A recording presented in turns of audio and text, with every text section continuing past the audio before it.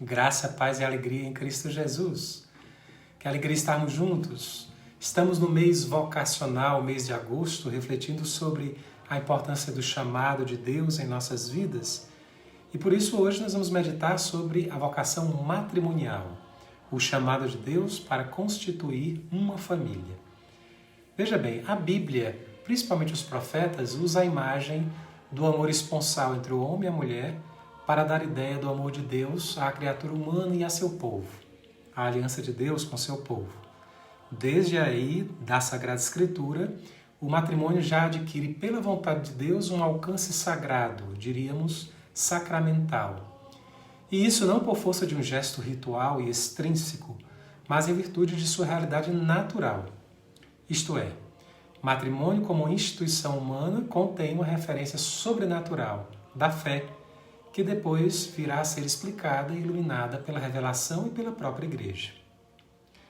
O matrimônio é lembrado como sinal, símbolo da união de Deus com a humanidade, refletindo o mistério da encarnação do Filho de Deus.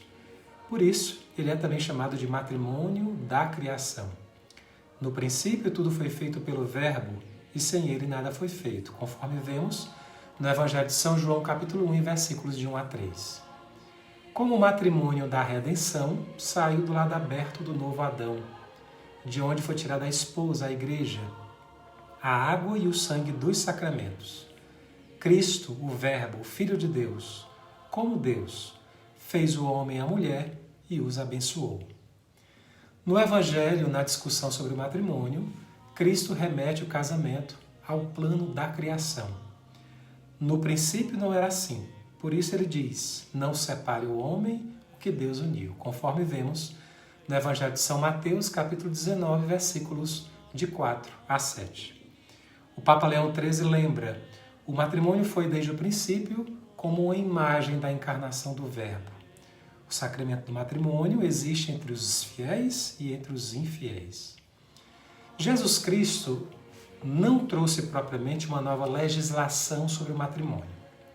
Simplesmente recorda como Deus criou, disse o Senhor, no princípio.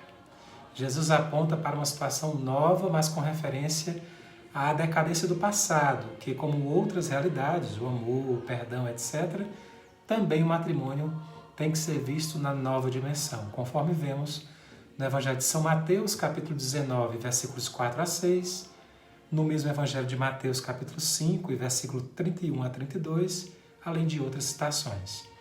Mas quem nos dá a imagem completa, sacramental do matrimônio como casamento de Deus com a humanidade é São Paulo, quando compara a união do homem e da mulher com a união de Cristo com a Igreja.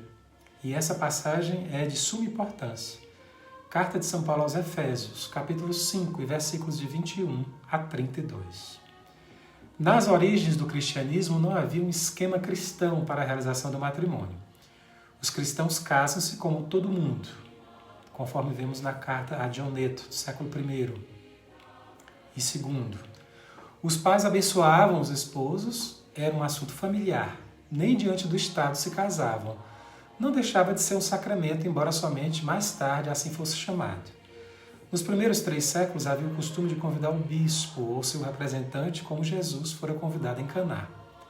Aí, depois que o pai de família abençoava os nubentes, o bispo era convidado a também ele abençoar o casal.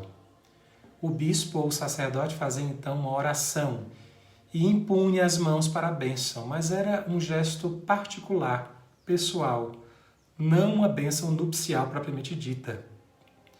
No século IV, após as perseguições, esse gesto tornou-se costumeiro, de praxe.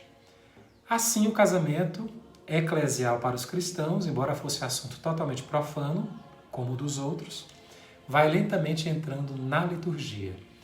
Vai se tornando eclesiástico, sacralizado, através da cerimônia nupcial. A partir do século VII, ele passa a integrar os livros litúrgicos oficiais, os assim chamados sacramentários, como nós vimos no vídeo anterior sobre a história da liturgia. Embora não houvesse casamentos perante o Estado, pois era assunto pessoal e familiar, Havia, entretanto, um direito matrimonial para resolver casos de litígios que apareciam entre os esposos. A presença da Igreja nos primeiros séculos não era, pois, taxativa. Pedia-se, em geral, a presença do bispo. Santo Inácio de Antioquia, no século II, escrevia: em relação aos esposos e esposas, convém que celebrem o seu enlace com o conhecimento do bispo, que tudo se faça para a glória de Deus. Assim, durante 1000 anos, a Igreja não faz o casamento, só acolhe o casamento costumeiro. Só nos séculos XI e XII o casamento torna-se litúrgico e canônico. Não havia até aí uma teologia do matrimônio. Durante os séculos XI e XII é que amadurece a ideia do matrimônio como sacramento propriamente dito, simbolizando e conferindo o amor que une Cristo à Igreja. E depois? Aos poucos, a exigência da presença oficial da Igreja no processo, na celebração do casamento, foi ficando mais rígida. Não para a validade do matrimônio, pois esta era baseada na troca de consentimento do homem e da mulher. A Igreja pedia sua presença, mas reconhecia o direito natural ao matrimônio, direito esse inerente à pessoa humana. Assim, subsistiam então 2 tipos de casamentos: o público, realizado com as solenidades prescritas pela Igreja, e o clandestino, celebrado em forma privada, sem o conhecimento oficial da Igreja, mas válido também. Essa situação dúbia, com vários inconvenientes, veio até a época do Concílio de Trento, 1545, século XVI, que declarou inválidos, daí em diante, os casamentos que fossem celebrados clandestinamente. O concílio declarou que, daí em diante, para a validade do matrimônio, requeria-se sua celebração realizada diante do pároco ou seu representante e 2 testemunhas. Coram paroco et duobus testibus, dizia o decreto conciliar. Mas a aplicação do tridentino não era geral, universal, pois havia regiões como a Alemanha, onde os príncipes não aceitaram o tridentino. Havia, portanto, lugares não tridentinos. Somente em 1917, na prática, com o novo Código de Direito Canônico, é que se torna vigente para a Igreja Universal aquela fórmula canônica para a validade do casamento. No século XVI, no Concílio de Trento, juntamente com a exigência da forma que vimos, foi também reafirmada a indissolubilidade do matrimônio e seu caráter monogâmico, uma esposa só. A sacramentalidade do matrimônio, já admitida no Segundo Concílio de Lyon, por volta do ano de 1274, depois de ensinada implicitamente através dos séculos, é agora definida dogmaticamente pelo Concílio de Trento. Abre aspas. É um dos 7 sacramentos instituídos por Cristo.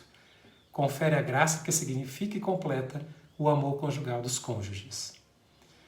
O fundamento bíblico da sacramentalidade do matrimônio é o texto paulino da Carta aos Efésios, capítulo 5, e versículos de 21 a 32, onde extensa e repetidamente o Espírito Santo insiste na comparação viva da união do esposo e da esposa com a união de Cristo, com a sua igreja.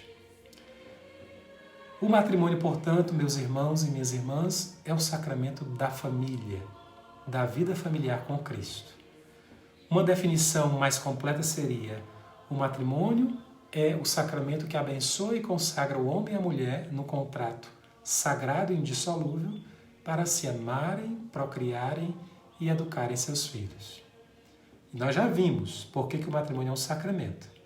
Porque a união do homem e da mulher, do esposo e da esposa, é o sinal, está na linha, na dimensão da união de Cristo com sua igreja. Isso está muito claro na leitura que nós fazemos de Efésios capítulo 5 e versículos de 21 a 32. O matrimônio abençoa e consagra a união do homem e da mulher. Esse caráter sagrado, como vimos, é anterior à carta de São Paulo aos Efésios. Deus já consagra essa união no início da criação e os profetas sempre a têm comparado com a união, o relacionamento de Deus com a humanidade, com o povo de Israel. Como sacramento, o matrimônio tem um caráter, uma finalidade salvífica: santificar os esposos, santificar os filhos, santificar a família. O matrimônio ele é recebido como sacramento cristão por duas pessoas já consagradas pelo batismo.